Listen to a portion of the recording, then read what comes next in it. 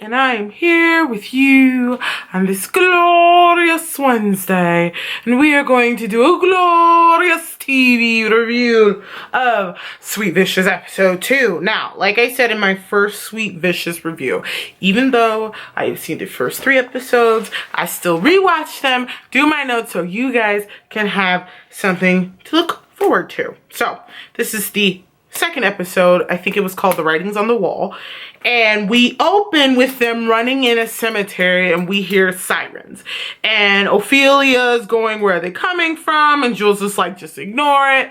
And then you hear, come out with your hands up, and you're thinking, oh shit, they got arrested for killing that dude.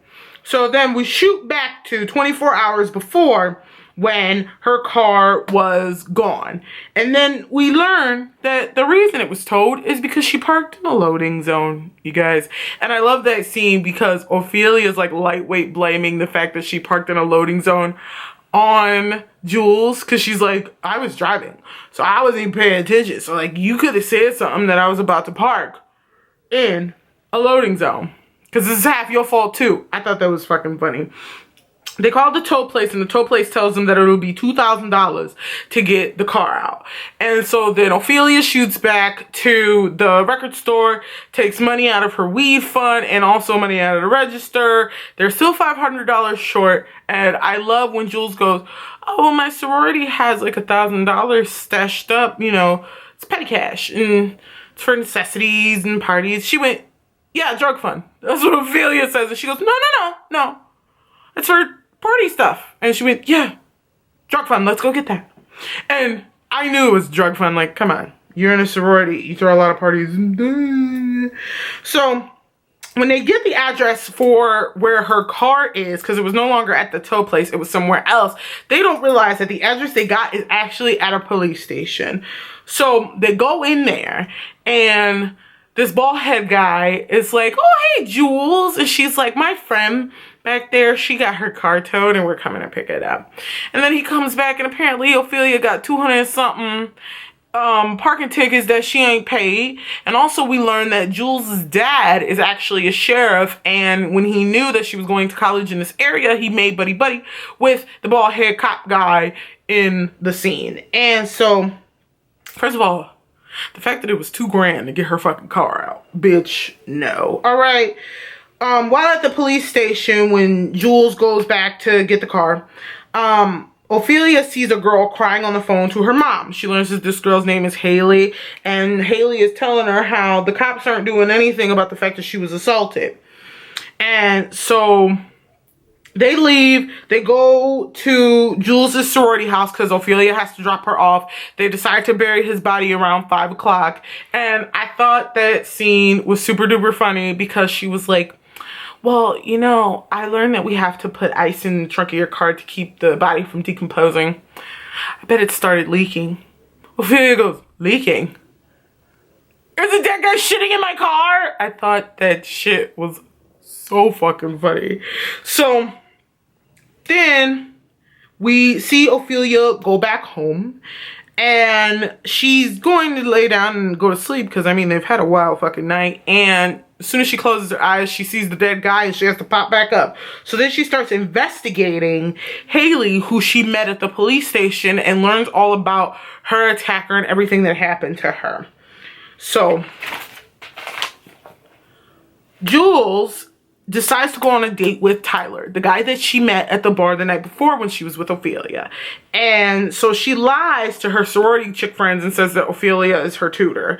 So when the guy comes to get Jules, his name is Tyler. Why y'all love making white boys' name Tyler? I mean, I know it's a white boy staple name, but Jesus, can we get... I'm Tyler, he's Tyler. When I do these reviews, it's gonna be fucking confusing. I'm Tyler, he's... Anyway, so they go on their cute little datey date, and Ophelia finds a new target. I told you guys that. Then Ophelia goes to the guy's locker room to find the guy that she just investigated on the computer. She pulls some stuff off of his phone with this little chip thing she has. And in that scene, she's hiding in the laundry basket because they come back from practice. And the guy who is the rapist is talking about oh, did you see that tit pic of some girl? And they're just laughing about it. And one guy looks increasingly uncomfortable. And you can just see right there, fucking scum. He's a jackass. So when what was her name? When Kennedy feels like, you know, Jules is hiding something with this Ophelia girl, she really wants to get to know her. She calls Ophelia over to act like she wants to buy some weed, when really she just wants to invite her over to talk and get nosy. It was kind of annoying.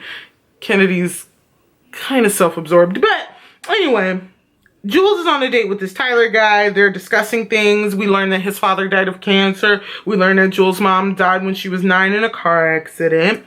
And then to get the rest of the money to pay Jules back after they got the petty cash, Ophelia decides to do like a huge blowout sale of all her weed. So later, we shoot to Ophelia selling weed out of the record store to two guys that know Jules, and one of them is Jules's rapist. But Ophelia doesn't know that yet.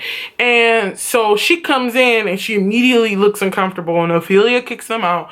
And so they go and get ready to bury homeboy.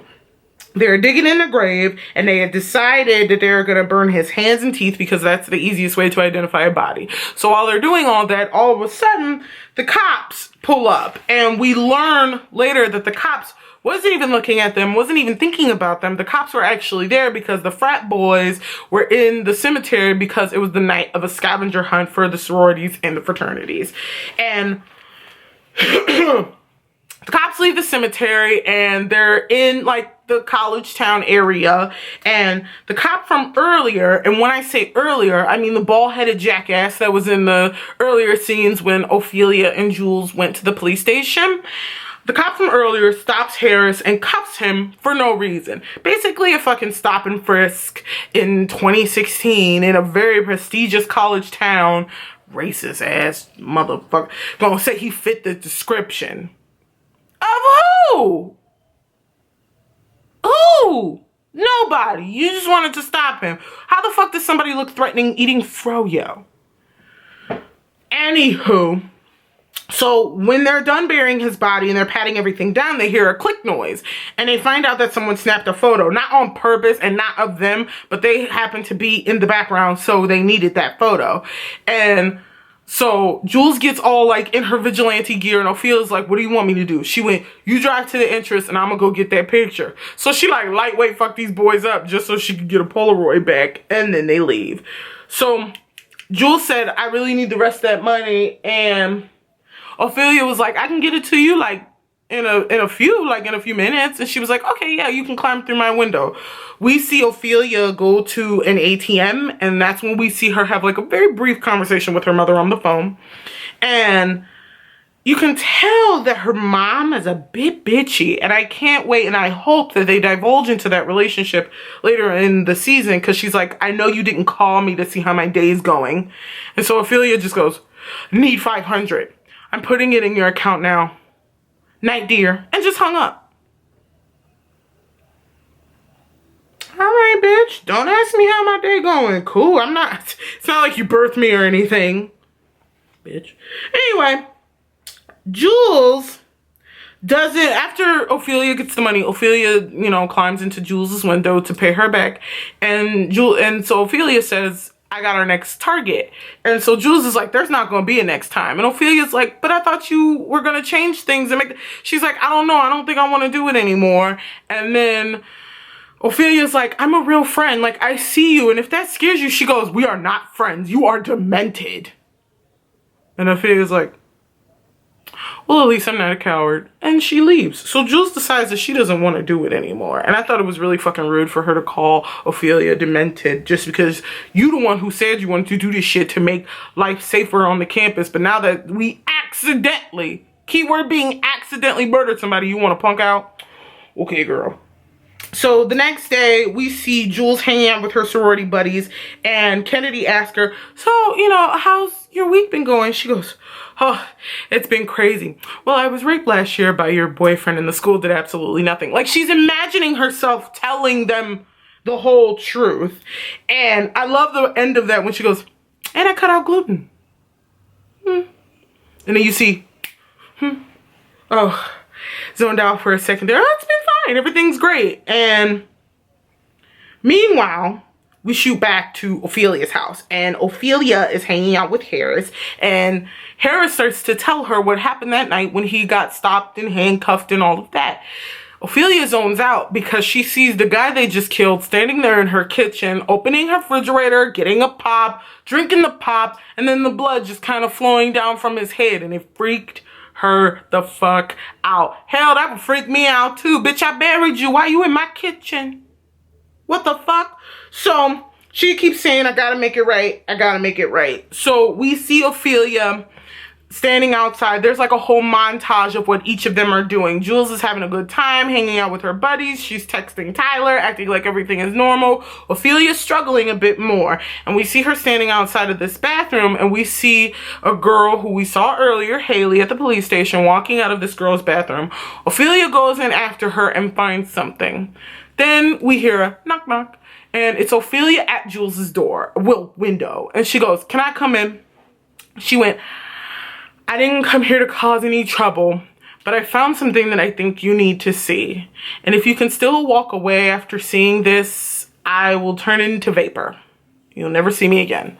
So Jules agrees to follow her, and Ophelia finds a survivor wall where numerous girls have written who to stay away from and who has sexually assaulted or raped them. And that's what she shows Jules. And then Jules writes down Nate's name, and while she's like halfway crying, and Ophelia hands her the envelope of their next target, she's like nodding her head like, we about to go fuck some shit up, girl. And they do. So the black guy we learned about earlier in the episode, Avery, he forced a girl for oral sex. That's still rape. And they go get his ass while he practicing by himself in the gymnasium. They hit him with some basketballs, knock him the fuck down. He starts to fight Jules, and then Ophelia come out of nowhere and fucking him up. And I fucking love that scene, because I love when they're about to walk away, because, you know, they done hit him a few times and they slash him across the neck a little bit, and then he goes, psychos.